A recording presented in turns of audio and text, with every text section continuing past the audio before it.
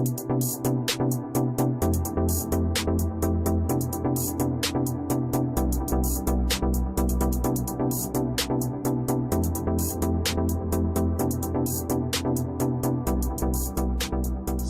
are currently inside of the 2015 Jeep Wrangler Sport Unlimited. Let's take a look at what we have on the inside. This is the interior of the vehicle. We have the steering wheel controls here on the actual wheel. We have automatic cruise control, and then on the left side you can see there we have Bluetooth controls. There's voice recognition controls. There's the phone. You have menu options, you have your compass options, and the vehicle settings options. How much gas you have, how much mileage you have, fuel to empty, your tire pressure, your oil pressure, so on and so forth. There we have our phone holder. And then if we take a look at the center console here, as you can see, we opted for the basic radio, but it does have Bluetooth, Sirius XM radio, AM, FM, satellite. You have your aux, which is your auxiliary cable there. CD, one CD, voice recognition button, telephone button, info, so on and so forth. These are your window controls and your rear back locking controls. These are the air vents. Then we have our air temperature controls, or HVAC. This button is to operate your rear view mirrors. You have your hill descent. Use that when the roads are icy. 12-volt charger. This is the gear shifters. So park, reverse, neutral, drive.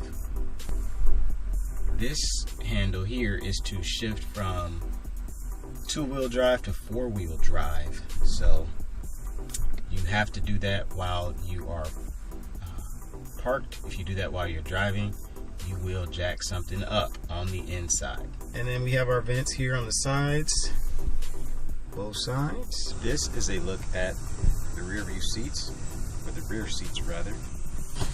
Fold these down. We have our subwoofer here because this is the base model Jeep Wrangler Sport, so it did not come with the subwoofer, so we bought one from Amazon for about 120 something bucks. We'll have the control for it in the front. Both sides do actually fold down. That is the Jeep roof, so many times you'll see different people or many YouTubers really in their vehicles and you see they have a white roof. They're probably in the Jeep Wrangler. You got your roll bars up here to protect you if you ever decides to roll over. These are speakers up there. These are screws to help you assist in taking the roof off. An additional speaker. These are Vicky's cup holders that are currently being occupied by Gigi's food cup when she goes to daycare. And some mailing tape. Awesome. You also have your window controls right there for the rear. And then this is your door. All of the doors are fully removable. They're just secured by those bolts there, which is why you kind of really got to slam a Jeep door. The exterior, if you could take a look here, these are 20-inch XD Rockstar wheels with the all-terrain Cooper tires. So the 275/60 R20 remains this 275/60 with 20-inch wheels, all-terrain Trek there. So they're really good in the snow. We got this aftermarket Jeep gas cap. Pretty simple. Tail lights. There's just two screws right here. You just unscrew those and then you can put whatever tail lights you want. So we got these smoked out LED tail lights.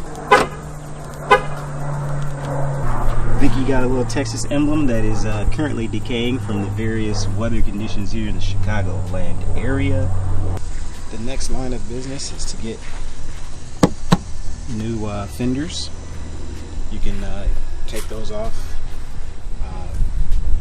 It's a simple process, but you know, with the Jeep, you will need help. The Jeeps are one of the most customizable vehicles you can buy, which is why a lot of people get them. Same thing with the Jeep grill. It's just a plastic grill that is coated with paint. You can get this, you can take this off. We did, my father-in-law's, we did it within like 20 minutes. So yeah, here's the rear.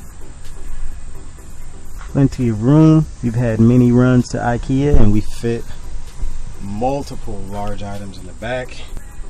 For those of you that are wondering, it's a great family vehicle. Very safe. We haven't had any major issues with it. Only thing we've ever had to do serious to the vehicle is take it in for an oil change every 3,000 or 6,000 miles, depending on how much you drive it. Vicky doesn't drive that often, so it's every 6,000 miles for us. They treat us really good, treat us really nice. But yeah, as you can see the label there, this is the Jeep Wrangler Unlimited Sport. Hey guys, so I really quickly wanted to just touch on a few things that I feel like Cameron didn't really mention, just giving my experience overall with my Jeep.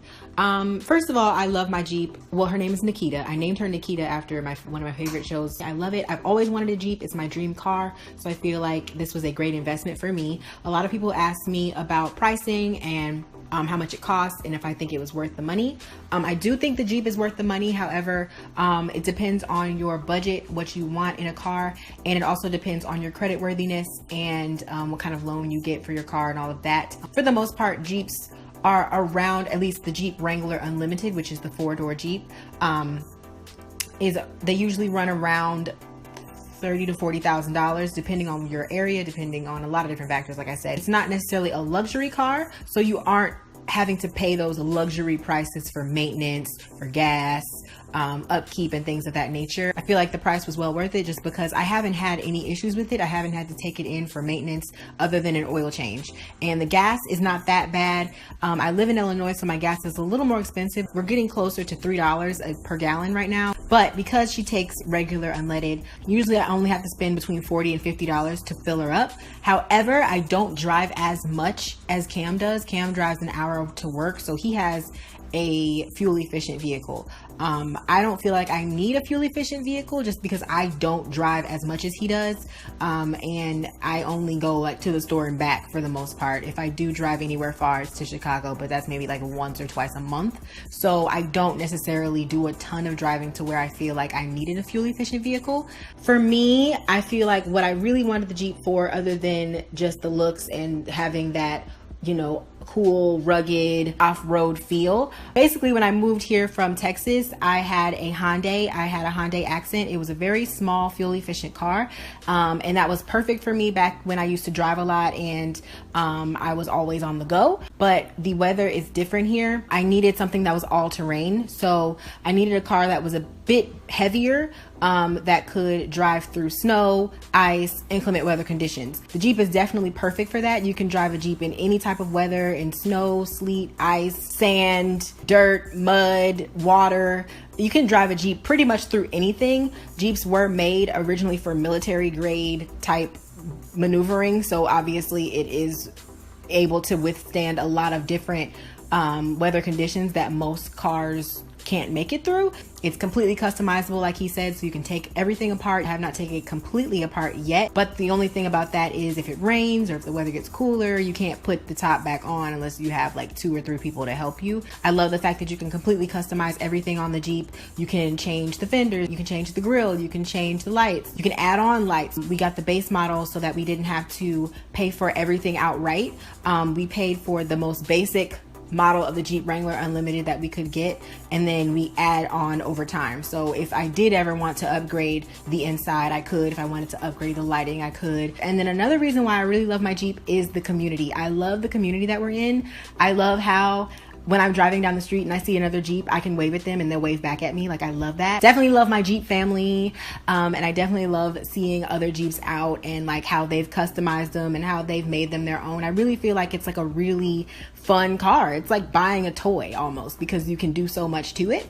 But like I said, there's no issues. I haven't had any issues with it at all. The only maintenance I ever had to put into the car is getting an oil change, which is about $100, I think. How much is an oil change? The only other thing we've done where it needed a little bit of work was putting on the wheels, and I've loved them ever since then. They're definitely a lot better for driving in snow and inclement weather conditions. I was able to get up a hill that was covered in snow, so I mean, that's a big deal to me. Like Cam said, it is a family vehicle, so for me it's perfect for when my family comes to visit, when we take our friends out, or if we go places and pick up people. We have a lot of space, and also when we are transporting large items, we have been able to let the seats down and get a whole entertainment center. Everything that I've ever bought from IKEA has been able to fit in that truck, so definitely worth it for that purpose as well. If you are somebody who likes to move a lot of things around, you know, I have enough heftiness to where I'm not going too fast because I am heavy footed. I don't feel like it's shaky. I don't feel like it's gonna flip over. A lot of people say that Jeeps flip over easy. I don't feel like I ever am losing control of my car or anything like that. I definitely feel like it's sturdy enough to where it's not gonna go anywhere. It is rugged, but it also has normal car functions. So I do have Bluetooth.